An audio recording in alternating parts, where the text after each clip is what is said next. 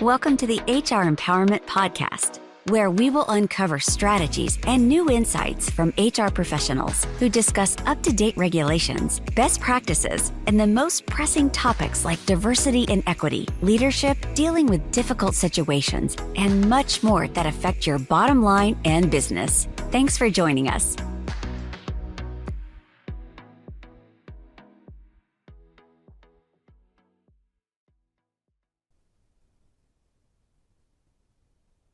Hey everybody, Wendy Sellers here with JC.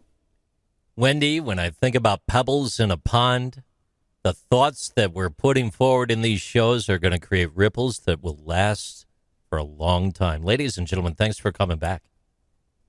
Yeah, thanks for saying that too. We're going to give you pebbles and then hopefully we'll roll them and make them into big, giant, solid stones that you could place inside your culture, and we're going to make sure they're happy and engaging and thriving stones. So what I want to talk about in episode 3 of this 5-series podcast is to continue talking about the conversation of management training. And here's a big question. Can a company train anyone to be a manager? Ooh. Are there special talents or skills required to be a manager? Tick-tock, what are your thoughts?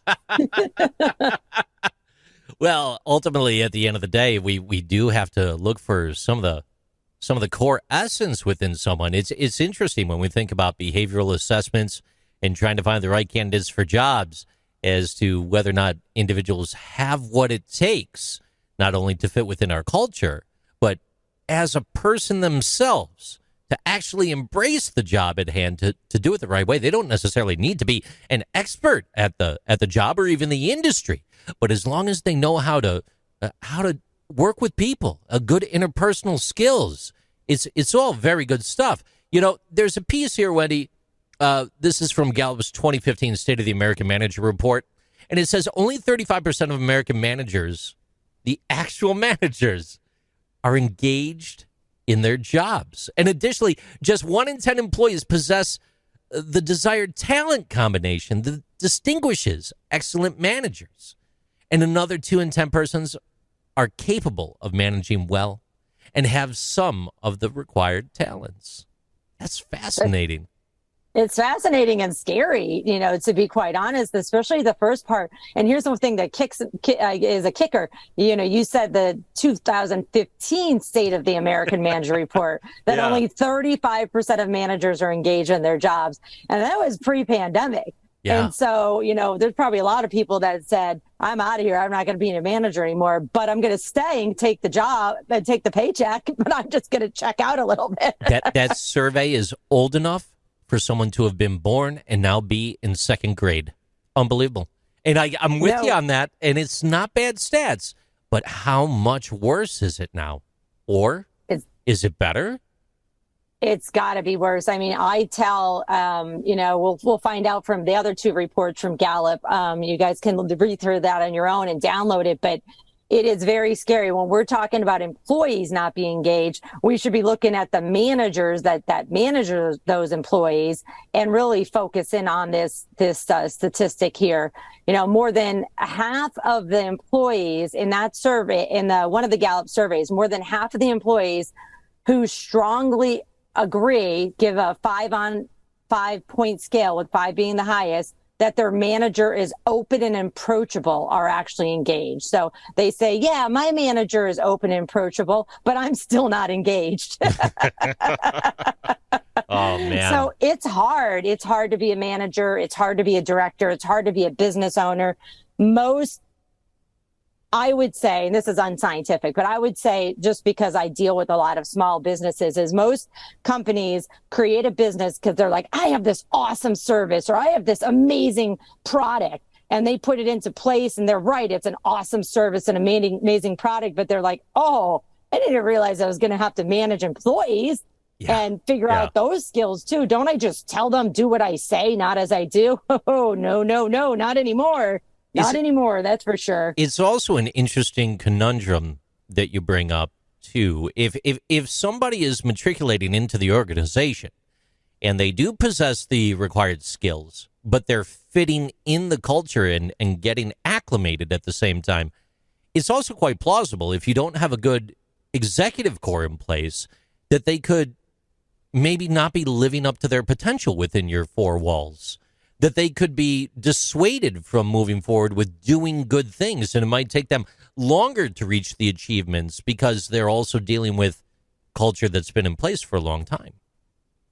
Yeah, 100%. And then on top of that, if you would put somebody into a director or management role or supervisor role, and you're not actually giving them permission, for lack of a better word, to be involved in the hiring, to be involved in the feedback and the performance management, teaching them how to coach and counsel in your culture. They may have been a manager somewhere else and learned it elsewhere, possibly even another state that has different laws.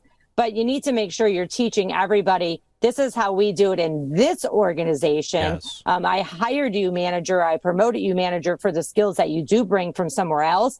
But this is how we do it in our organization.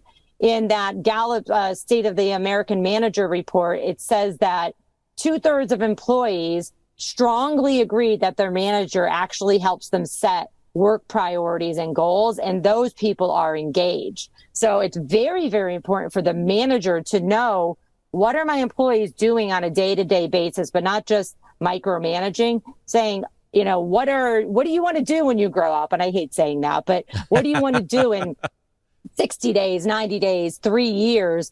And how can I help you get there? So not only how can I help you be an awesome superstar employee today, but how can I help you, employee, achieve your goals for whatever time frame it is? We kind of forget about helping the employee. you bring something up that's actually kind of fascinating when you think about it.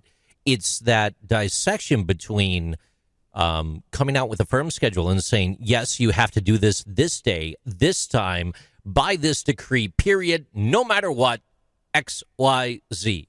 And or opening up the floor for discussion to make it feel, you may still be doing the same thing, but it's putting a different spin on it to try to create a realm of inclusion, to try to attempt to bring the employees' thoughts to the table and allow them the opportunity to help define what those priorities and goals are, almost like they have more of a say in what that future holds. It's a fascinating turn on the strict decree of old, like from the 1950s or something. No, you have to do it this way. The ice cream comes out of the machine like this. That's it, or you're fired. You know, it's an interesting spin. It really is. And it's, I know you'll probably know this quote. I know it's from a movie, but I don't really remember who said it because I'm not good at that kind of stuff. But help me help you, right? It's oh my gosh. Help me help you. Okay. It's a football movie. It's a Jerry Maguire. Jerry Maguire. Yeah. Jerry Maguire. Yep. So, yeah, help me help you. And that's what the manager should be saying. You know, help me help you, which means I need to sit with my employees and talk to them. What's going on? What's going well? What's not going well? What can I help you with? Where do you want to be in 3 months, 6 months, 3 years, 5 years, whatever it is? Just keep in mind, these days, the career path progression needs to be much, much shorter than, 3, 5, 10 years, because good luck getting anybody to stay with your company for 10 years, never mind 5 years. It needs to be, what are we doing for the next 30 days, 60 days, 90 days, and a year, and how can I help you get there? Do you still buy watches and grandfather clocks if they stay for a certain period of time? You should give those away as 7 years now, I think. I don't know. Don't wait till 30. Don't wait till 30 years. That's going to be a whole other conversation that we're not going into, but please don't be waiting for any kind of year to give away any kind of thank you, kudos. Thanks for sticking it in with us and making sure that we all did an awesome job. You have to be given those kudos and those thank yous, which, by the way, thank you fits every budget, completely free. It just needs to be sincere and specific, and it does need to be, relate to what the person is doing, and hopefully what they did above and beyond. Even in your mind, manager, when you say, well, everything is above and beyond, that's what everybody's job is. Well, if we expect everybody to always go above and beyond, then you better be paying above and beyond as well. Good point. Interesting point. But it's interesting how things have, 100% shifted. They were shifting before the pandemic. I think the pandemic has just really woken people up, meaning organizations as well as employees. Organizations need people. Employees have options. And so the pandemic kind of gave a lot of excuses on all sides to say, okay, we're going to make some changes here. Yeah. So I want to stop right there, and we'll come back in a moment with episode 4 of 5. We're going to talk about, exactly how does a company train managers and on what. Thank you for joining the HR Empowerment Podcast, brought to you by Aurora Training Advantage. We hope you've gained new insight and strategies to navigate the HR profession. We look forward to you joining us again on the HR Empowerment Podcast.